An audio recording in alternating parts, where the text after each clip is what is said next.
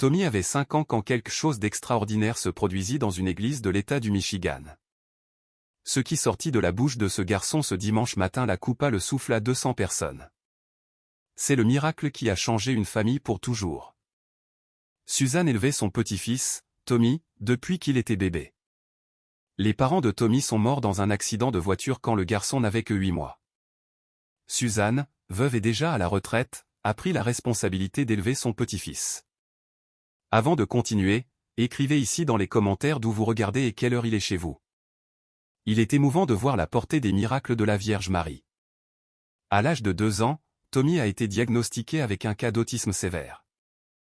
Il n'avait jamais prononcé un seul mot. Les mois passèrent, et Tommy resta dans un silence complet.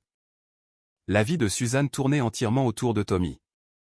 3 fois par semaine, elle l'emmenait chez l'orthophoniste.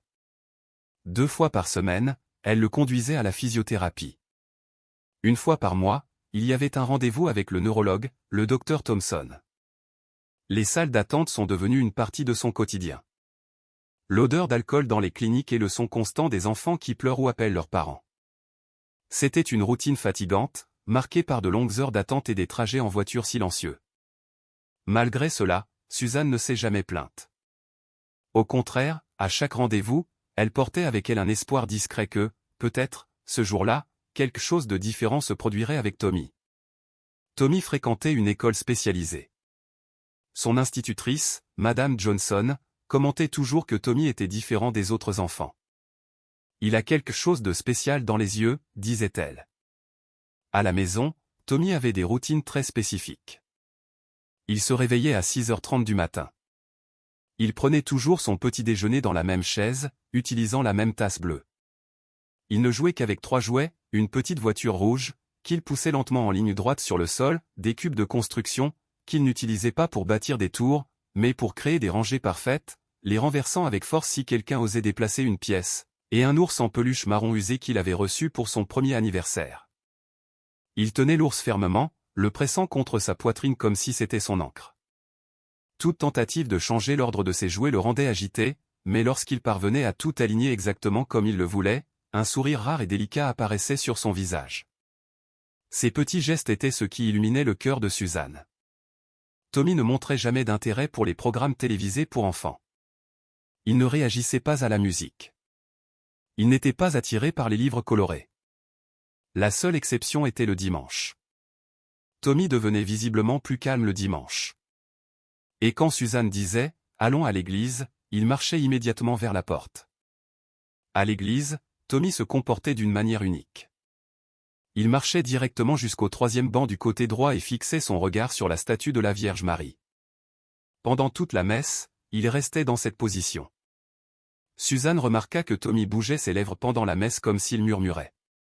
Il faisait une pause, bougeait à nouveau ses lèvres, faisait une pause comme s'il parlait à quelqu'un. Pendant les premiers mois, Suzanne pensa que c'était un comportement normal. Mais après quelques mois, Suzanne réalisa que Tommy ne montrait ce mouvement des lèvres que dans 2 endroits spécifiques, à l'église, en regardant la Vierge Marie, et à la maison, près de la fenêtre de sa chambre, la nuit. Chaque nuit avant d'aller dormir, Tommy se levait et allait à la fenêtre. La vitre s'embuait légèrement avec le froid de la nuit, et une brise s'infiltrait à travers le fin rideau, le faisant onduler doucement. Il restait immobile, fixant le ciel comme s'il cherchait quelque chose au-delà des étoiles. Lentement, il joignait les mains, prenait une profonde inspiration et bougeait ses lèvres silencieusement pendant de longues minutes. Le silence de la pièce n'était rompu que par le son lointain des grillons à l'extérieur. Puis, avec le même calme, il retournait au lit et se couvrait comme s'il avait accompli un rituel sacré. Une nuit, Suzanne s'approcha alors que Tommy était à la fenêtre. « Tu parles à quelqu'un » murmura-t-elle. Tommy se retourna, la regarda directement, chose rare, et acquiesça. « Oui. »« À qui ?» insista Suzanne. Tommy pointa vers le ciel, puis plaça sa main sur sa poitrine. Suzanne était intriguée. Peut-être Tommy faisait-il référence à ses parents, décédés. Mais comment un enfant qui n'avait jamais connu ses parents pouvait-il faire référence à eux? Elle décida de ne pas insister et de simplement observer. Suzanne parla au docteur Thompson de ce qu'elle avait observé. Il est courant pour les enfants autistes de développer des rituels spécifiques pour certains environnements, expliqua-t-il. Cela peut les aider à se sentir en sécurité. Mais il y a quelque chose de différent, insista Suzanne. Tommy ne fait ses mouvements des lèvres qu'à l'église et à la fenêtre de la maison, nulle part ailleurs. À l'école, Madame Johnson commença également à remarquer des changements subtils. Tommy est plus présent pendant les activités. Hier, il a dessiné quelque chose qui ressemblait à une figure humaine pour la première fois. Suzanne demanda à voir le dessin. Il était simple, mais il montrait une figure féminine avec quelque chose couvrant sa tête. À la maison, Suzanne continua d'observer les habitudes de Tommy. Les visites nocturnes à la fenêtre étaient absolument constantes. Elles duraient entre 5 et 10 minutes, quel que soit le temps ou la température. Tommy faisait cela chaque nuit sans exception. Au cours des semaines suivantes, Tommy commença à répondre à des questions simples avec des gestes plus clairs. Quand Suzanne lui demandait s'il voulait de l'eau, il acquiesçait ou secouait la tête. De petits pas, mais des pas certains. Le docteur Thompson s'intéressa au rapport de Suzanne. Tommy montre une amélioration de la communication. Continuez à encourager ces interactions. Suzanne remarqua que Tommy réagissait mieux lorsqu'il était calme. Les meilleurs moments étaient après ses visites à la fenêtre et avant d'aller à l'église le dimanche. Chaque fois qu'elle mentionnait l'église, Tommy devenait plus attentif. Un mercredi après-midi, Tommy prit la main de Suzanne et la conduisit au placard où étaient rangés les vêtements du dimanche. Suzanne comprit. Il voulait aller à l'église. Tommy, ce n'est pas dimanche aujourd'hui. L'église est fermée. Tommy sembla comprendre, mais il était clairement déçu. Suzanne remarqua que Tommy avait développé son propre langage à travers des gestes et des expressions. Ce n'était pas seulement acquiescer ou secouer la tête. Il utilisait des expressions faciales variées et guidait même Suzanne à travers la maison quand il voulait quelque chose de spécifique. Pendant les séances de physiothérapie, la thérapeute Sarah commenta que Tommy semblait plus coordonné. Il suit les instructions simples mieux qu'avant. Il y a une amélioration générale de sa conscience corporelle. Suzanne commença à réaliser que les changements chez Tommy se produisaient progressivement mais constamment. Il était plus présent dans le monde, plus connecté avec les gens autour de lui, surtout avec elle. Pendant la messe, les mouvements des lèvres de Tommy devinrent plus élaborés. Suzanne remarqua qu'il faisait des pauses comme s'il écoutait quelque chose, puis reprenait comme s'il répondait. Le modèle semblait définitivement être une conversation. Un dimanche, Suzanne fut réveillée par un bruit étrange à 5h30 du matin. C'étaient des pas dans le couloir. Des pas fermes, déterminés, complètement différents des mouvements habituels de Tommy. Quand elle descendit à la cuisine, elle trouva une scène qui la laissa sans voix. Tommy était entièrement habillé de ses vêtements du dimanche, la chemise bleu clair qu'elle devait toujours l'aider à boutonner, le pantalon de costume qu'il refusait normalement de porter, et les chaussures noires qui provoquaient habituellement des crises. Tout était impeccable, comme si une force invisible l'avait habillé avec perfection. Mais ce n'était pas tout. Tommy se tenait à côté de la table de la cuisine avec une posture droite, presque solennelle. Ses mains étaient jointes devant son corps, et ses yeux, normalement vagues et lointains, avaient une concentration que Suzanne n'avait jamais vue auparavant. « Tommy, comment as-tu fait pour t'habiller tout seul » demanda Suzanne, encore en train de comprendre la scène. Tommy la regarda directement avec un regard prolongé et intense, puis pointa l'horloge murale. Suzanne prépara le petit déjeuner habituel, du pain grillé avec de la confiture, du lait chaud dans la tasse bleue et une banane coupée en rondelles parfaitement égales. Mais Tommy fit quelque chose d'impensable. Il secoua la tête d'un non clair et définitif. En 5 ans, il n'avait jamais refusé sa routine alimentaire une seule fois. « Tommy, tu dois manger » insista Suzanne. Mais il se leva de sa chaise, prit le sac à main de Suzanne sur le buffet de l'entrée, puis alla au crochet où pendaient les clés de voiture. Il les prit et marcha vers la porte. « Tommy, il n'est que 6h30 du matin. La messe ne commence qu'à 9h. » Tommy resta immobile à la porte, attendant avec la patience de quelqu'un qui savait exactement ce qu'il faisait. En voyant le comportement inexplicable de son petit-fils, Suzanne prit une décision qu'elle considérait plus tard comme la plus importante de sa vie. « Très bien, Tommy, allons-y. » Quand ils arrivèrent à l'église à 7h, le parking était complètement vide. Suzanne se gara à l'endroit habituel et attendit que Tommy sorte de la voiture, mais il resta immobile sur le siège arrière. Il fixait l'église avec une intensité qui la mettait mal à l'aise. « Tommy, nous sommes arrivés, » dit Suzanne, mais il ne bougea pas. Il continua d'observer l'église pendant 3 minutes complètes comme s'il évaluait quelque chose que lui seul pouvait voir. Puis, soudain, il ouvrit la porte et sortit avec des mouvements précis. Bob, le concierge, balayait les marches de l'entrée quand il les vit approcher. « Suzanne, vous êtes venue très tôt aujourd'hui. Tout va bien ?» Mais avant qu'elle ne puisse répondre, Bob arrêta de balayer et fixa ses yeux sur Tommy. « Ce garçon est différent aujourd'hui. Il y a quelque chose dans ses yeux. » Suzanne regarda Tommy et ressentit la même chose.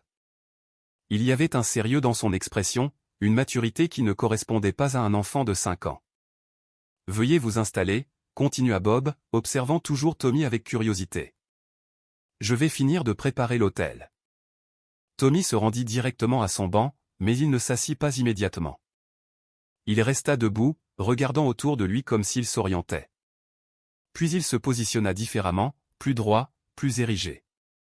Pendant 2 heures, de 7 heures à 9 heures, Tommy maintint une concentration que Suzanne n'avait jamais vue auparavant. Ses lèvres bougeaient intensément, ce n'était pas un mouvement involontaire. Suzanne observa des changements dans l'expression de Tommy pendant ces 2 heures. Il sourit plusieurs fois. Il acquiesça comme s'il était d'accord. Il y eut des moments où il semblait poser des questions et d'autres où il semblait recevoir des instructions. À 8h30, la congrégation commença à arriver. Des familles entrèrent. Des enfants jouaient dans les allées. Le murmure habituel du dimanche. Tommy s'assit finalement, mais il garda toute sa concentration sur la statue de la Vierge Marie. Le père Michael commença la messe. Pendant les cantiques et les lectures, Tommy resta en concentration absolue. C'est précisément à 9h43, tandis que le père Michael parlait de l'importance de la foi, que Suzanne remarqua un changement dans le comportement de son petit-fils. Tommy se leva lentement du banc. Suzanne pensa que Tommy allait aux toilettes, mais il se dirigea vers l'autel. Toute l'assemblée remarqua immédiatement un garçon de 5 ans qui n'avait jamais parlé marcher seul pendant la messe. Le père Michael s'arrêta au milieu de son homélie. Le silence se répandit dans toute l'église. 200 personnes tournèrent leurs yeux vers Tommy, qui marchait d'un pas assuré dans l'allée centrale. Tommy s'arrêta directement devant la statue de la Vierge Marie. La lumière du matin créait une atmosphère spéciale autour de l'image. Il leva les yeux, joignit les mains, et l'impossible se produisit. Pour la première fois en 5 ans, Tommy ouvrit la bouche. Sa voix résonna clairement dans l'église, emplie d'innocence et de pureté, « Marie ». Le son était distinct, ferme, sans hésitation, comme si ce mot avait été gardé en lui tout ce temps, n'attendant que le bon moment pour naître. Avant que quiconque ne puisse réagir, Tommy leva les mains et continua, « Je vous salue, Marie, pleine de grâce, le Seigneur est avec vous. » Chaque phrase sortit parfaite, sans hésitation, comme s'il était guidé. Il était impossible d'imaginer comment un enfant qui n'avait jamais prononcé de mots pouvait réciter avec une telle clarté et dévotion. Le silence dans l'église était absolu. Le seul son était la voix de Tommy résonnant à travers les murs et s'élevant comme un hymne au ciel. Suzanne, submergée par les larmes, pressa ses mains contre sa poitrine. Pour elle, il n'y avait aucun doute, quelque chose de surnaturel se passait sous ses yeux. Tommy acheva la prière en entier. « Sainte Marie, Mère de Dieu, priez pour nous, pauvres pécheurs, maintenant et à l'heure de notre mort. Amen. » Quand il eut fini, il resta en silence, regardant vers le haut. Ses lèvres bougeaient encore sans son, comme s'il entendait une réponse que personne d'autre ne pouvait entendre. Pendant quelques secondes, le silence fut si profond que même le son des bougies brûlantes sembla trop fort. Puis, avec sérénité, il retourna à son banc et s'assit. Suzanne le serra fort dans ses bras, le cœur battant la chamade. C'est alors que Tommy, maintenant avec effort et des pauses, commença à parler comme un enfant apprenant à utiliser sa propre voix. « Grand-mère, la belle dame a dit que je peux parler maintenant. » Suzanne, en larmes, murmura doucement, « Qui est cette dame, Tommy ?» Il pointa la statue de la Vierge Marie et répondit avec simplicité, « Elle me parle ici et à la fenêtre. Elle m'a appris la prière. » Le père Michael s'approcha, les yeux remplis de larmes. « Tommy, que te dit-elle d'autre ?» Le garçon le regarda avec une sérénité inhabituelle et répondit, « Elle m'enseigne sur Dieu. Et elle a dit que je ne suis jamais seul. » À ce moment-là, des dizaines de personnes tombèrent à genoux. D'autres pleuraient en silence. Il y avait une atmosphère de recueillement que personne ne pouvait expliquer. Pour cette communauté, il n'y avait aucun doute, ils étaient témoins du miracle de la Vierge Marie, qui avait donné la voix à un garçon qui avait vécu dans le silence pendant 5 ans. Aujourd'hui, Tommy a 7 ans. Sa parole est encore lente, mais elle s'améliore chaque jour. Il peut communiquer avec ses camarades de classe, il a des amis et sourit plus souvent. Mais chaque dimanche, sur le même banc, il continue de regarder l'image de la Vierge Marie avec dévotion. Et Suzanne, à ses côtés, c'est qu'elle n'oubliera jamais le jour où toute son église a été témoin d'un signe du ciel, le jour où la Vierge Marie a rendu la voix à son petit-fils. C'est le miracle de la Vierge Marie dans la vie de Tommy, le garçon qui est resté muet pendant 5 ans jusqu'au jour où le ciel a décidé que le monde avait besoin d'entendre sa voix. Et je veux savoir de vous, croyez-vous au miracle de la Vierge Marie? Écrivez votre opinion dans les commentaires, ou même un témoignage que vous avez vécu. J'adorerais vous lire et partager cette foi avec vous. Et si cette histoire a touché votre cœur, abonnez-vous à la chaîne et activez la cloche de notification, car chaque jour j'apporte des témoignages de miracles de la Vierge Marie qui renforcent la foi.